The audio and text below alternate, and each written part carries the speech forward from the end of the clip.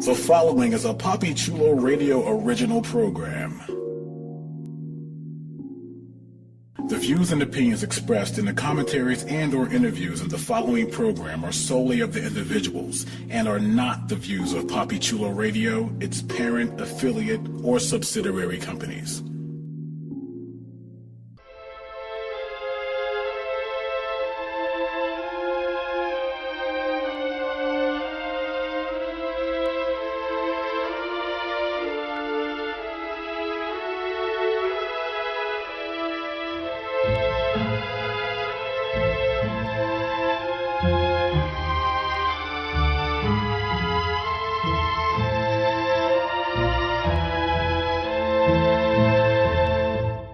Welcome to Are You Afraid Coven, the unofficial American Horror Story Coven internet radio show exclusively on Papi Chulo Radio. Today is Wednesday, December 11th, 2013, and I'm your host, Papi Chulo. Here on Are You Afraid Coven, we're going to recap, review, and dissect the latest episode of the hit FX series, and we're also going to directly deliver to you the biggest news regarding American Horror Story Coven. So you're going to get all of the casting scoops, episode titles, ratings reports, and spoilers during the latter half of the show. Don't worry, we're going to warn you with a spoiler alert. Please welcome my fantastic co-hosts. First up, we have a gentleman that loves a good tea party. It's Deadly. Slurp. Slurp. Hey, what's up? I don't know what that was. Next up, we have a professional witch hunter by the name of Marshall Evans. I ain't killing nobody. Don't even be bringing me into that. He also knows how to play a mean sax, if you know what I mean. Oh, that is so nasty. You're a mess. And last but not least, we have a woman that loves to walk under the overpass with a long, stiff piece of wood.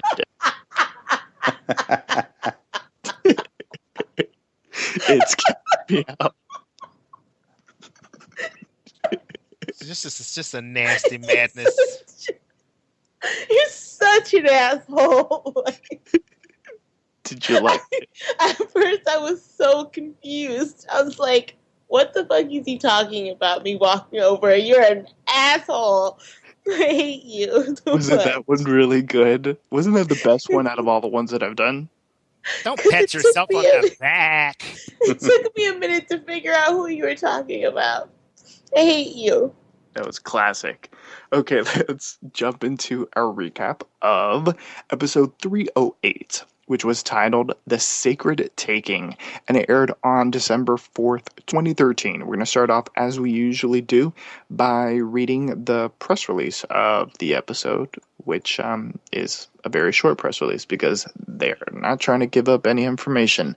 So here we go. Cordelia rallies the girls in the fight to stop Fiona. A dangerous new enemy puts Misty in the crosshairs. The rivalry between Marie Laveau and Delphine comes to a head. Literally. So everyone, what was your initial reaction to the episode? And we'll start off with the woman packing some heat with that wood. Cat's meow. Shut up. I hate you. Well, as an overall, I thought it was crazy. And it was a hell of a way to come back after like a 2-week break.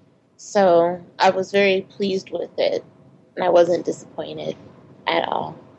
Huh? She made a dramatic exit. Deadly, what did you think?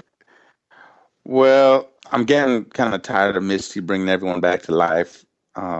Yes. I love a good tea party, but even Spalding coming back, I'm like, what's this? What's this? It's just kind of confusing me. And now, but hey, Jessica Lange, she's everything. So as long as she's still in it, I mean, she's everything, bald. I just love her bald too. So overall, it's good, but just getting a little too twisted for me. So Deadly does not like a bush. What? I don't even know what that meant. I personally am kind of over the people rising from the dead. So, and the whole thing with Yeah, Misty Day and all that. That was a little much. And also, is it me or did this like episode turn into Friday the 13th? Nope. Everybody was getting killed and people that Kill. shouldn't have been. You know, it was just like, what in the world is going on? Like, so it turned into all of a sudden, Friday the 13th, Jason Voorhees with a double barrel shotgun. It was crazy. So that was my only thing. I mean, yeah, I'm glad it was back. But, as we talk about different scenes, I guess I'll put my 2 cents in. But yeah, I am tired of the dead rising. Yeah, this isn't The Walking Dead, folks. Yeah, I will agree with everyone. I'm very tired of characters that we thought were dead 2 episodes later popping up alive again, or even popping up alive 10 seconds after they die. I don't know. It's really is making the stakes not high. Yeah. Once, now that we have everyone coming back, I mean, what's to say anyone is going to die? I mean, at this rate, Fiona's going to be the Supreme forever. So, I don't know. It just, the stakes aren't high. Everything feels very safe. Unlike some of the other American Horror Story editions, when you died, you died. I mean, you either died and turned into a ghost, or you just completely died. So, I mean, now you can die and you can be brought back to life. Madison was dead for like 4 episodes, and now she's back alive. She doesn't feel anything, but she's back alive. I don't know. That's getting a little annoying, but I don't know. Maybe we'll have some deaths that stick in the winter finale. But let's jump into the episode, and we'll start off the episode by going under the freeway overpass with Cat's Meow. No, it's with Queenie. Queenie is under the overpass, and she's about to do something for Marie Laveau. She runs into this homeless man that's getting ready to rape her, and she uses her magical voodoo doll powers and kills him just as she's about to do some more to him. Madison and Zoe arrive to try to bring Queenie back to Miss Robichaux's. So it seems as if some time has passed in between this episode and the previous one that we saw, because they know that Queenie is now on the voodoo side and they're trying to lure her back into Miss Robichaux's. But Queenie goes all, you guys were never really my friends, and Madison's like, boo friggin' who, come on, we should all be together, we're all witches. But it seems that Queenie is content to be on the side of the voodoo, and she even rips out the man that she had killed's heart, because Marie Laveau needs the heart of a dark spirit for something that she's brewing. And she warns the witches that there's a war brewing between the voodoo and the witches, and that it's a war that they are going to lose and the voodoo will win. So, regardless of Queenie's defection, Cordelia is ready to proceed with her plans to kill her mother, a plan that gets a big boost when Misty shows up seeking refuge from Hank with Auntie Myrtle, who's bringing back that red hair, which we find out is not really her hair anyway. That was fierce, though, honey. That was fierce. She said, I've been stalking this from India for a long time. I said, yes! Yes. So the big plan is everyone's going to put on this ritualistic attire, these like hoods with these black I don't know, what would you call them? Like that black veil type of thing. I don't know. I think that's it, man. It's a veil. Like a veil. There you go. you go. Well, it took y'all 20 minutes to answer.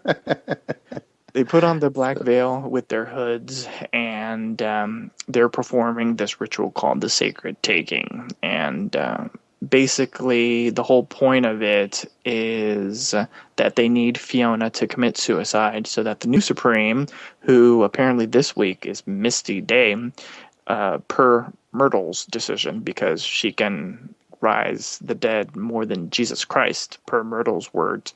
So that they have to do this ritual. Fiona to commit suicide so that the new Supreme can ascend to her position of power.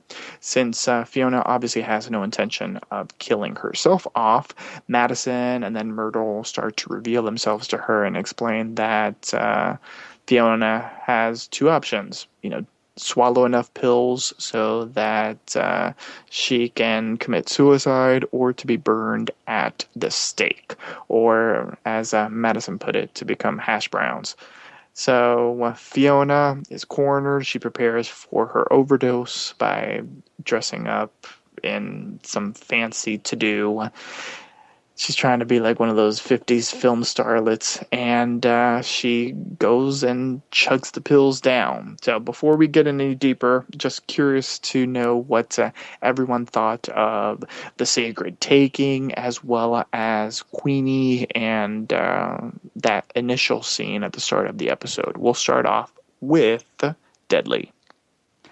Well, I really liked when Madison and Auntie Redwig were up in there. Did you call her Auntie Might as well call her Ronald McDonald. No, she's Ronald McDonald's cousin. Exactly. Ronnie, I love those scenes because it was just kind of like, she didn't know if they were real, what was going on, if it was her sickness. I mean, that was really played well. And I liked the options they gave her, which was pretty much zero option, man. Burn at the stake or swallow them pills. And of course, Queenie pulling out that heart, I'm surprised she didn't just eat it, but but yeah. That was pretty graphic. That was like neat how they showed it. That was very CSI. Yeah, I love that. It was just beating. It was just beating right there. That was badass. Well, what I appreciated about it was that it was nice to see that for me, this episode is about racism, and to me, I'm sorry, not well. The season, one of the big themes is race, and to me, I felt like that was the most realistic writing so far. Because the reality is that any black girl that's going to be surrounded by a whole bunch of white people that comes out of a black community, it's easy for them to go, wait a minute. The sister sounds like she's a little bit more on my side in the end. And like I said, I think what's Miss Lady, Kathy Bates' character. She set her own stuff in motion. So, I like that scene, honestly. I mean, to be honest with you, I like the fact that she is now becoming a little bit more aggressive and a little bit more assertive. And but we still know that she has some tenderness in her. And also, she didn't go out and just kill any random man. They explained very clearly that the person that she killed had raped kindergarten children. Dark soul. Mm-hmm. Yeah, so it's not like she went out and killed like a stockbroker or a musician, like these some of these bitches in the Coven. You know what I'm saying? Like a dark person that's hurting somebody. And if you actually look throughout the season, think about it. Merle, the only time that the voodoo people actually attack has been in retaliation for what's done to them. Do you understand what I'm saying? So if you really look at it, it's never, even with what's going on with the breaking of the whatever, I had to go back and look back at some old footage. You went back into the archives. And so on and so forth. And it looks like it's written that Angela Bassett broke the thing for one reason. But if you actually go back and listen to the episodes again, you realize she broke it because they had already broken it. Had already broken it. So neither one of them actually stood by the pact that they supposedly had signed. Because Fiona had already started shit with them. Go back and look at that episode. Mm-hmm. She actually talks about it. So it looks like Marie broke it, just to break it. But that's not what the situation was at all. Mm-hmm. But she also could have been witch hunting for years, though. So it's not just... This is... I don't even know, but... Fiona and Marie should just start making out and have hate sex. Oh, God. Can we keep it out of the gutter?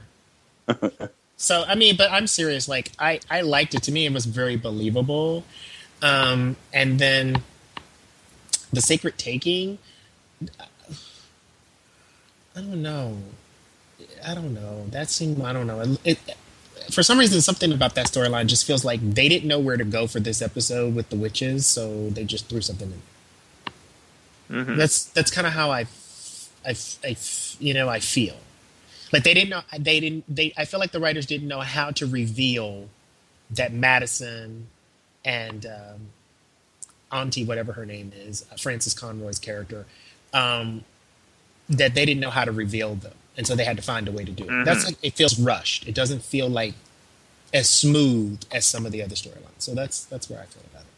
What would everyone take? I didn't even. Oh wait, like, go, it. go, Well, Miss thanks. Kitty. Thanks, Marshall, for taking up all the time. Good I'm grief! sorry, No, girl. no. I'm sorry. Go ahead, Miss Kitty. Jeez. You were still under No, the I under the liked overpass. it. I was still under the overpass.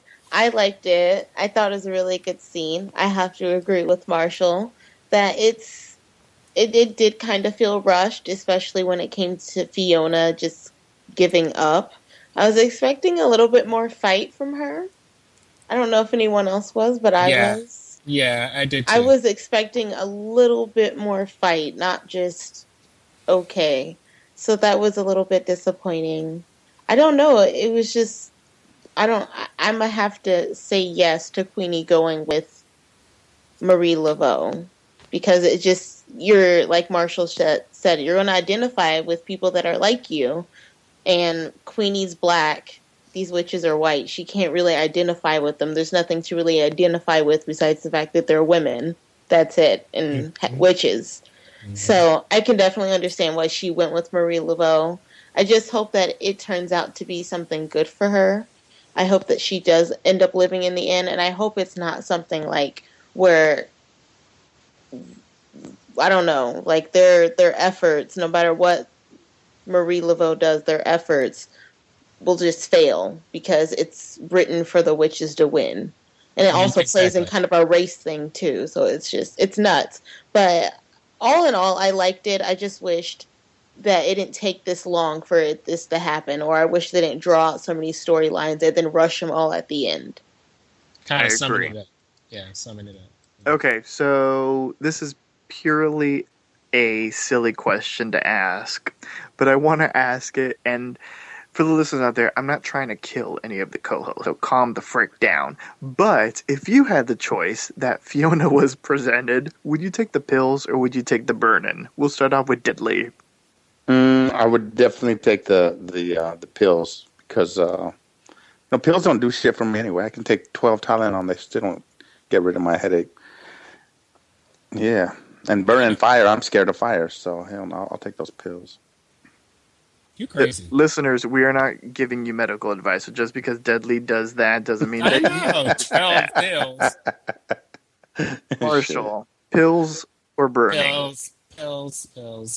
Miss Kitty, will you be the contrarian? Will you take a burning? What? Are you fucking kidding me? Like, first of all, I would have tried a lot harder. Like, I don't know what I would have done, but I would have tried a lot harder. But at the end of the day, it would have been the pills. Okay. Yeah, I think I would do the pills as well. I don't want to get burnt. That's too much for my life. Okay, but I would like a lobster meal first. I don't know why she wasn't asking for like the last meal. Yeah. I know, I would have been like, damn, can I get like one last hurrah before I do anything? Yeah. At least, call up Queenie. She knows the good fast food joints. Jumpin' Jacks. Jumpin' Jack Flash. Okay, so moving back into the episode, of course, Fiona doesn't really die. Spaulding's spirit comes in and saves her in her hour of need with Ipecac in hand and everything. And he reveals that not only is apparently Misty the new Supreme for the week, but Cordelia ordered the hit on her life. And so even though she's not too thrilled to be looking the way that she does, as she put it, less Samantha and more Endora every day, although Endora was kind of fabulous in her own way, so I don't know if being compared to Endora is a bad thing, but she is proud of her daughter for having the gumption to do what she did. She even says, I might throw you a parade. So next door, Crazy Joan is giving her son Luke an Ajax colonic to purify him from the inside out, and Nan, being the clairvoyant that she is, senses his distress and rides to the rescue just in time for Hank, apparently one of the worst shooters in the South, to take aim at her and instead kills Joan and wounds her son. But Joan isn't dead for too long because, of course, Misty Day arrives and resurrects her quicker than you can blink. And the stray silver bullet tips Cordelia off via vision that the incident was not, as the police had suspected, a robbery gone wrong. So, what did everyone think of Spaulding, his involvement in bringing back Fiona, as well as Joan, her twisted relationship with her son, as well as Hank and his involvement, and Misty bringing everybody back alive? We'll start off with Marshall. That's some bullshit. That's all of that was some bullshit. Spalding is dead. Leave his ass in the grave. I didn't like him from the beginning, and now all of a sudden he can come back and he can talk, and he's telling the dirt on everybody. He's got a That's powerful tongue. Yeah. I'm just like, I'm over it. I'm so over it. Like, once again, this episode for me was all right. It was not the best episode. I just feel like some of the story twist that they wanted to try to make just didn't work. I mean, I think it was mentioned earlier that the stakes are not up, and I just don't. I mean, if you could bring everybody else, whether they come back as a ghost or they come back as, it's just, I don't know. It sucks because it's not a ghost story. This is a witch story. So I just am over it. So I wasn't happy with that at all. Hank, yeah, he can't shoot, but Hank, I don't think that he really wants to kill anybody. I mean, because I mean, didn't he? He not only did he, well, he missed a lot of them. It's like he never gets the witch. He gets the person around the witch. When he shoots, he never gets the witch. So I just think it's just very interesting what's happening in the episode. Yeah. So, but I just want to say, Spalding, I don't want to see you with no tea parties. I don't want to see you. I don't want to hear you. You're He dead. knows how to rock a nighty, though. My God. It was an interesting monologue that he did when he was jumping on her case for giving up so early. That was probably the only thing that was like, okay. But besides that, it's like, I don't want to see him anymore. So that's just how I felt. Dudley, were you excited by Spaulding's moving tongue? You, I love a good tea party, like I said, but I was like, why is he back? It's like I just resolved myself that he's gone. I had my moment. I shed some tears, had a tea, said goodbye to him, and then he's back. Some elderberry tea. Some elderberry tea, and then he'd come back, like Marshall say, with his wagging tongue. And no, I didn't need to see him like, a ghost of Christmas past coming back. And no, man, I wasn't feeling that storyline. He needs to be gone. Just needs to be gone. And the religious lady being shot, all that was just going way too quick. I mean, Fiona was over there talking to the witches. Next thing you know, she there. I'm like, what's going on here? It's like, nah. I think this was my least favorite episode of the year so far. What about her and her son? Her and her son. Oh, did we go over that? The anima thing? Yeah. Oh, the anima thing. What the heck was going on? Was that Ajax in the anima? I was trying to figure out what she was trying to. Yeah, what was that about? She put Ajax in it, and she was trying to clean him from the inside out. I was so disturbed. Oh. I was so disturbed. And I will say though, so long. But Ajax is better than Comet, so I'll give it. I'm so done with you. I'm so done with you, Deadly. I was so disturbed. It reminded me of a book that I read when I was a freshman. I didn't know what. I have to be honest. I didn't know what the heck was going on. I just heard him hollering, and I was like, okay. Like, are you serious? You just put cleaning supplies in your son's body. Like, you're fucked up. I was mad that the lady was even like that. She was an extremist. I just felt like I can't have just a moment in this TV show where I can just breathe. Like, I would have been okay if she just like slapped him, kept slapping him or beating him up, I would be like, okay. But like extreme stuff like that, I just feel like in this TV show I can't breathe. I can't have a rest. I can't like be like, oh, okay, something bad just happened. Let me breathe for a second.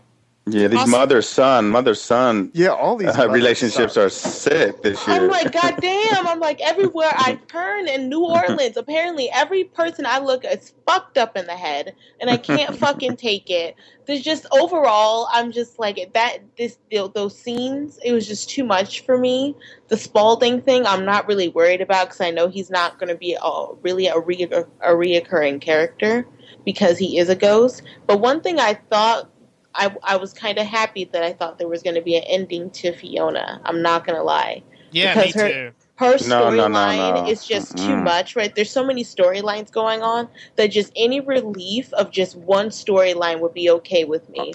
I don't care which one it is. Just No, but cut a Fiona storyline is the show. Fiona I just- is the But show. to me, like, there's so much going on right now. She's just not the show anymore. And It's yeah, I not was the gonna say Fiona she's show not anymore. the show. It's really There's not. so much She's stuff one of the going actresses. on. Yeah. There's so much stuff that's going on. It's making my head hurt, and it's hard to keep up. So I honestly thought she was going to spend her life her eternity as a ghost with Spalding, and Spalding was going to be like, I couldn't have you when I was alive, so I'm going to have you dead. That's what I thought was going to And happen. they would be hunching. Exactly. She'd be like, ah, and then that would be, and then they'd be burying her.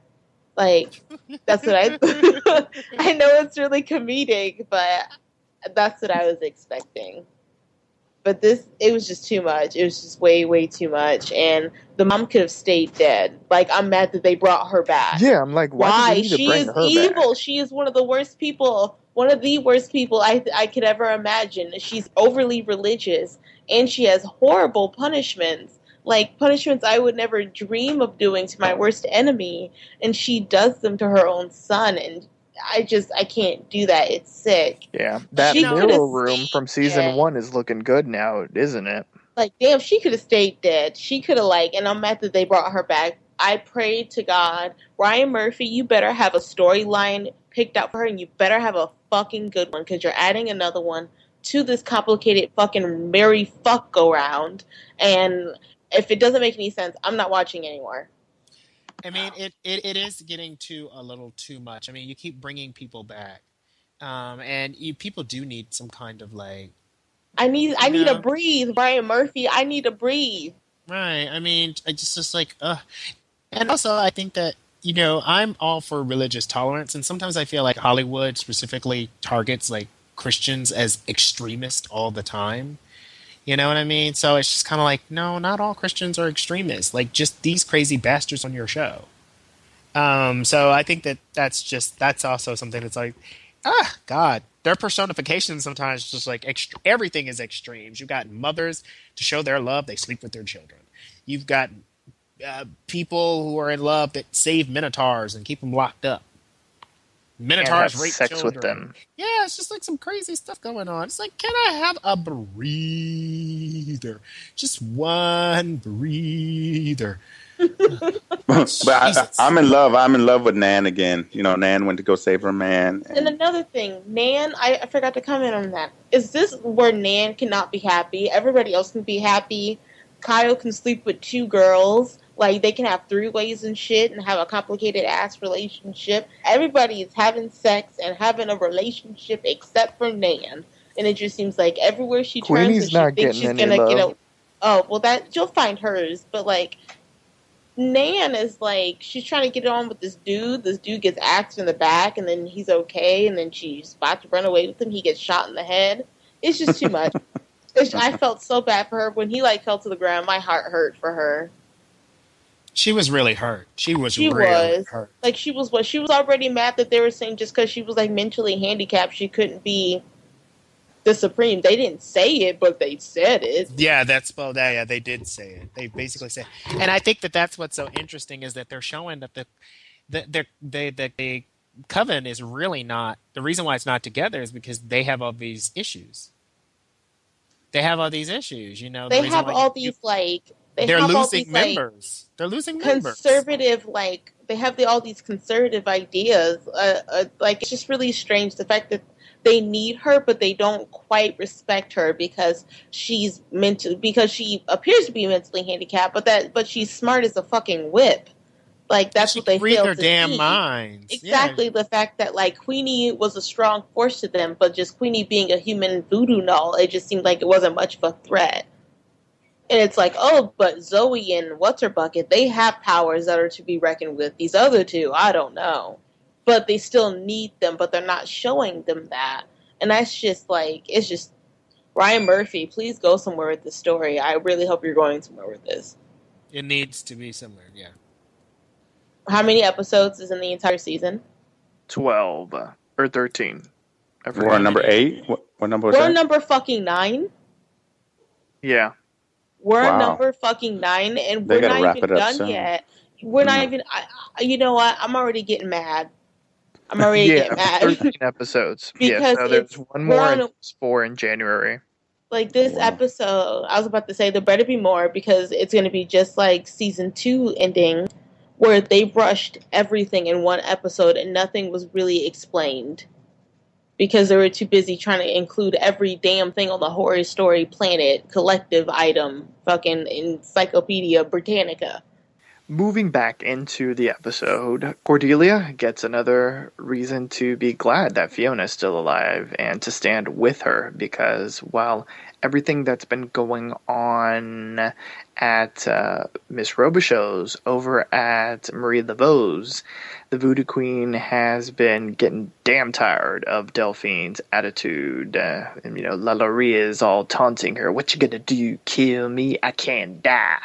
And that's very true. But even though that is true, it kind of works to Marie's advantage because instead of killing her prisoner, she simply keeps her alive in probably a very painful way because a certain thing is delivered to the doorstep of Miss Robichaux's, and that thing is the very much alive head of Madame Delphine Lalaurie.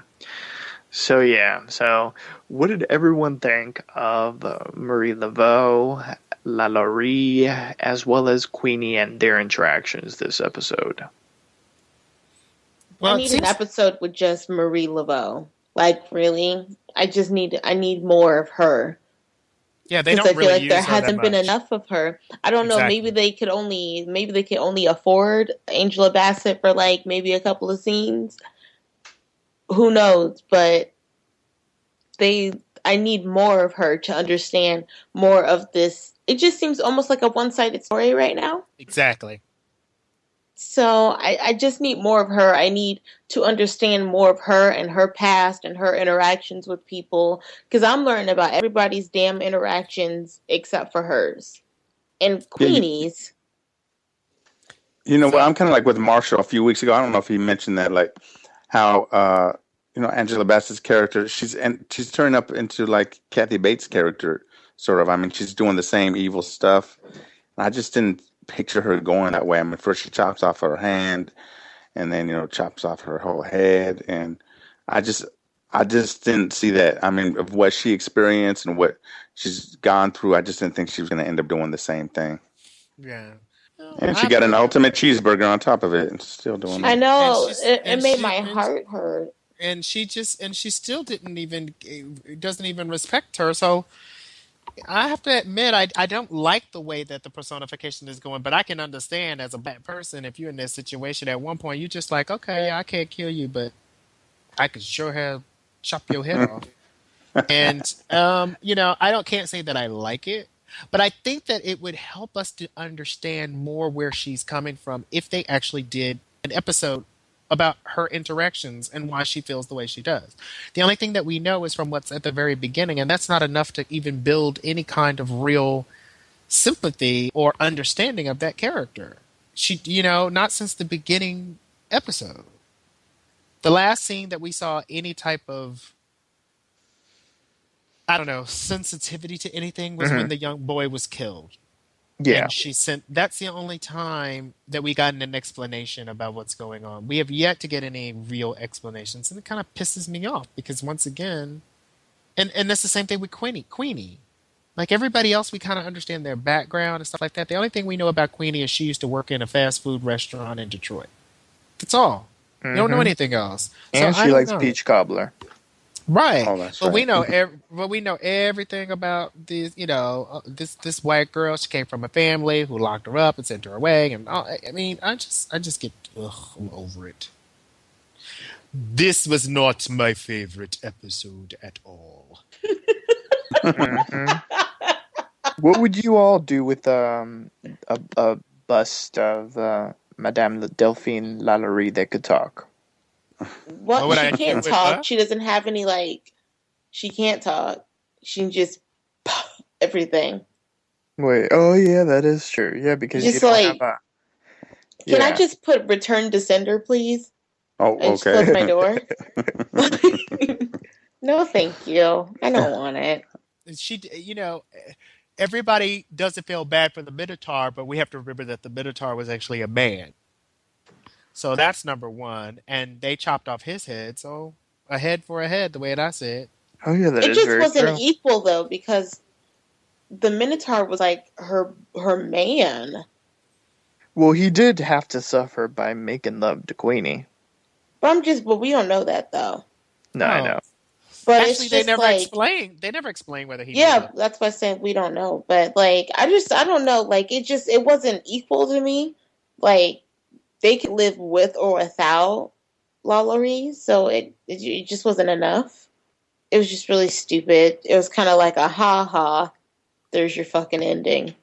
Did we What? talk about Fiona? Did we talk about Fiona looking so good on her deathbed though? She was beat. Yeah, She she was looking was. all like She Norma was. Desmond. Mm-hmm. She was. She had that head wrap on, I'm which is ready for really my weird. close-up. Which is so fucking weird. But she's working it. I would have gotten a lace front. I would have contacted whoever does Beyonce's lace fronts, and I would have had that shit laid. Good Lord.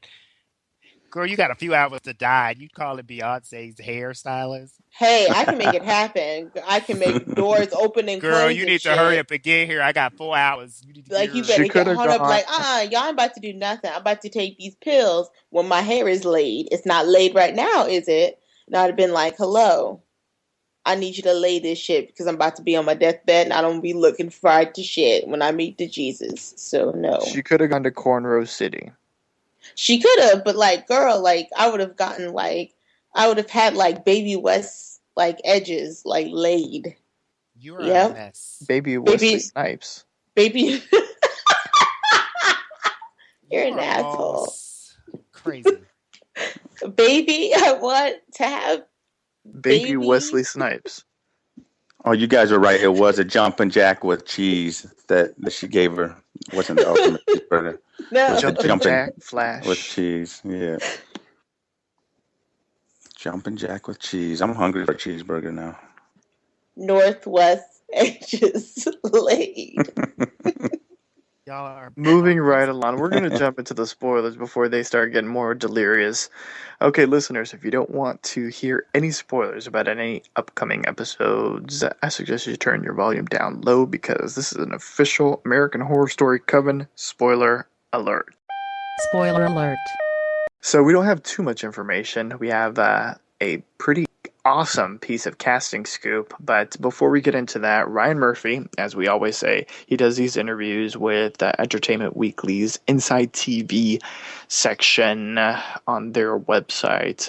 It always posts a couple of hours after the episode airs, and there were some interesting tidbits that he talked about. So he was asked about Spalding and are we as viewers going to see more of Fiona and Spalding plotting together? Ryan Murphy says yes, you will see more of Spalding and more of Spalding with other characters as well. Now that he's a Oh, ghost, hell no. in that house, he can really watch over them. He has his favorites. So he was also asked a bit about the deaths. He the witch hunter storyline really ramped up too. Will that progress in the next episode, which is titled Head? And he goes on to say, yeah, there are a lot of deaths in Head. I had to make the fateful calls. It really sort of turns the season on its ear and sort of sets up the last 4 episodes in a very clear, interesting way. Now, he was asked sort of what we have been bitching about. Well, people die on the show and come back to life on the show all the time. Are these more concrete deaths? And so he goes on to say, well, if you die, you want to die near Misty Day. If you don't have Misty Day around and that's not one of your powers, you're kind of fucked. So yes, some of them die and don't come back. So we'll see. You'll listen to us next week bitch about that if that doesn't happen. And then he just goes on to mention that Stevie Nicks, who's going to appear in episode 10, will also be appearing in another episode. And that's pretty much all the information that he gave. My only question is she coming as a witch or is she coming as a musician? We'll have to find that out. Maybe she's both. We don't know. All I know is that they're running out of time. They really are. They're running out of time, and it's really, I got faith in the show, but I'm just like, please figure it out. I hope it's not like where the 4th season becomes the like part 2. No, because he's actually he talks about next season. They ask him, have season 4's plans changed at all, and he says no, that's set in stone. He's already coming up with titles. And then they ask him which cast members are going to be returning, which cast members are going to be right for that season. And then he goes on to say Angela's coming back hopefully, Kathy is coming back hopefully, Jessica Lange, obviously, Sarah Paulson, who plays the daughter, Evan Peters. Can they please? I was hoping they would give Evan Peter a break. No. And Francis Conroy, they want to have back. He says that he has a great part for Francis Conroy. And so that's pretty much all that Ryan Murphy had to say. Now, can I have a question? I just have a question. It's not a Coven story. It must be something different. No. Every season is different. So what is next season's theme supposed to be? We don't know. Supposedly in the last 3 episodes, he's going to drop hints as to what it could be about. Last season, during the Asylum season, the theme was given away by a song. There's a jukebox in the Asylum, and a character that was possessed by the devil played a song in the jukebox called "I Put a Spell on You," and that was the big hint. Sing it for us. Come on, Marshall, sing a little bit. No, of it. I don't think so, honey. Yes. I'm at the Apollo. But you gotta pay for that. But so that was the clue for this season. So okay. So what was the clue for last season, Asylum? The clue, I think, it had to deal with I don't think, did they ever really explain what the thing was? Because I know they showed one of the characters, because it was kind of a crazy moment because his wife was giving birth to a demonic child and she had twins inside her and she got pregnant by a ghost. So there was like this one little brief scene where Dylan McDermott's character is kind of like sitting in a corner, like trying to process everything, and you see him flash and it looks like he's inside of a padded room. So I'm going to assume that had to have been one of the teases as to what was to come. So yes. The only thing I could think of is they doing vampires next. Please don't. She doesn't like vampires, so she like if it's one of those things where it's really cheesy and it has to have a love scene in it, like some True Blood shit, I don't want to watch it. But if it's like 30 Days of Night versus those kind of vampires, I'll be really happy. But I just feel like vampires is just really overdone. Same thing with werewolves. It's just overdone. I want Jessica Lange to be the owner or the head camp counselor at a camp in, somewhere where they're being terrorized by a serial killer. That's my pick. I want it to be set in the 80s at a camp. And Peter's going to play Jason Voorhees. There you go. There you go. Who's Peter? I was just sitting here thinking the same thing. Frank and Kyle. Oh, Evan Peters. Evan. Oh, Evan This Peters. isn't Once Upon a Bradley, you're Time. There's so no Peter fucking Pan. cool. Yeah, I just like I don't even know where they could go. So I don't know. It sounds Just for weird. once, please give me something happy. Hey, what It's was a Frank and very Kyle good listening to? story. Oh, Guys, that what was was Frank so and Kyle cute. listening to in his headsets? Do you know? He was doing a learning thing. Oh, okay. Rosetta Wasn't Stone. that so cute when she put the earphones on him? He was like, Oh yeah, we totally forgot to mention that. Just that for the was listeners so that cute. care, that part of the storyline, we didn't talk about that. But for those that out there that care, which I'm sure there may be two of you, Frank and Kyle decided to profess his love for Zoe, while Madison overheard from afar and started to cry. So That shit right there, I was so mad when it happened. Like, me and my fiance were like, fuck. Just when we thought we were getting out of this Madison Montgomery crazy ass shit where she can just be happy and not, like, try to fuck people's lives up because she's unstoppable now. Like, damn. Now it's like, ugh, like, now we gotta add another story into it. Not only was I hoping this shit would go flawlessly without any, like, bitter rivals or within the Coven itself, Ha! now you got that. Now you got this Madison shit against Zoe, and Zoe don't even know it yet. And Well, somebody gonna die. well, Somebody's going to die. my whole thing about this is that it's too many twists and turns. Sometimes some stories you don't need that much. You really don't. And I mean, it's just too many damn twists and turns. People coming back to life. People dying. People not dying. People sleeping with ghosts. People don't like ghosts. Ghosts that talk. Ghosts that don't have tongues. I'm tired of some of this shit. I mean, seriously, it's just like some shows are too many twists and turns. I was excited, but I just think this last episode really kind of, I don't know, bummed me out a little bit. well, Marshall, maybe this will excite you because we have some interesting casting scoop. The supernatural world of American Horror Story Coven just got a little more crowded. Entertainment Weekly has learned that Fringe star Lance Reddick, who is also on Lost, will be joining the FX show as Papa Legba when the horror anthology returns in January. He's going to be joining in a recurring capacity, so that means he'll be in more than one episode. The character is described as Coven's version of, and they put in quote, voodoo Satan, and plays a pivotal role in the life of Marie Laveau, and will be an important figure in the series' remaining 4 episodes. He's actually the most well-known priest of voodoo in history. So they're actually throwing in someone else from history. So I don't know what this guy looks like, but he needs to like look stunningly beautiful. I will send you a link on I don't want Facebook. no link. I don't want no link. Okay. I don't want No links for you. no But links. Ryan Murphy says that you will find out that's how come Marie Laveau looks so good, because she sold her soul. For real. Once again. Like, for real.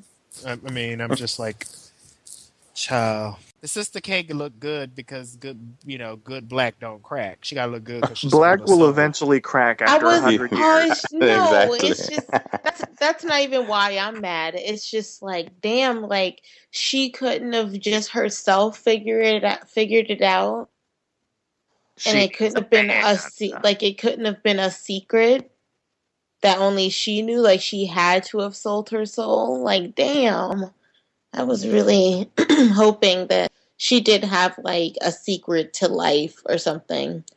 Well, Well, those are the spoilers. Well, those are the spoilers, and I'm excited that the show maybe will be taking some different turns. So, evidently, we know all the big name people are going to be back. So, the only way that I could think of it is Nan and Gabby must be dying.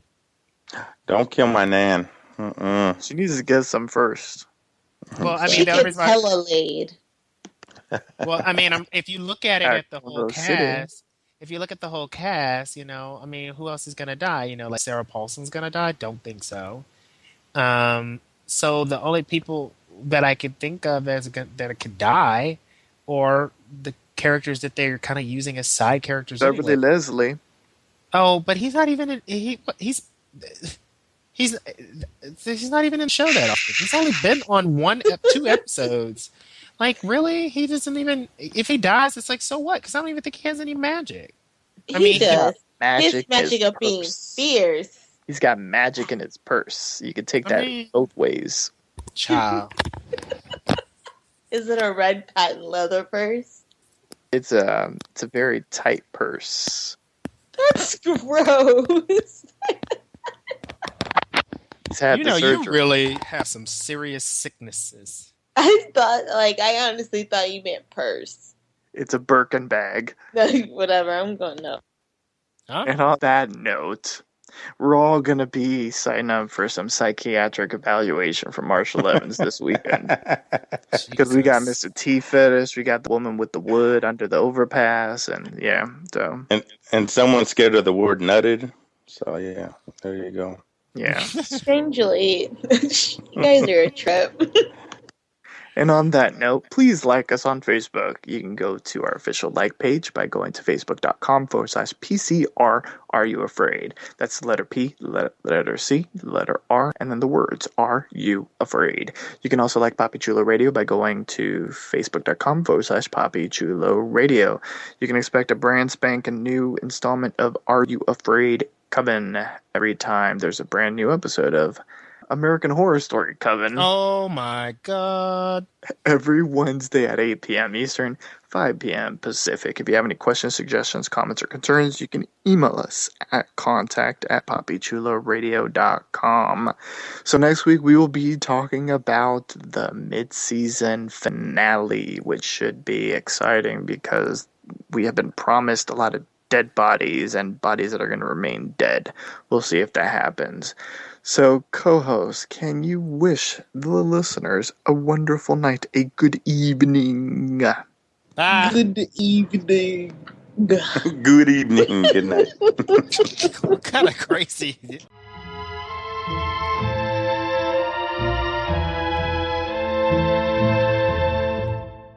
What?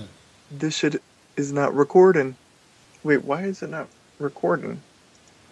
You didn't record the whole show. Don't tell me you didn't record the whole show. Hold on, and I was saying some funny shit. Hold on. Da, Okay. da, da, da, da, da, da. Yeah, because we've been recording for 30 minutes, and this is going to totally suck. Wait. No, I'm confused now. Wait, hold on. Why does it look like it's... Oh my God. Cat's meow. Was that you nutting? Oh my God. I swear I don't know any of these people. Shut up. She does have a stiff piece of wood.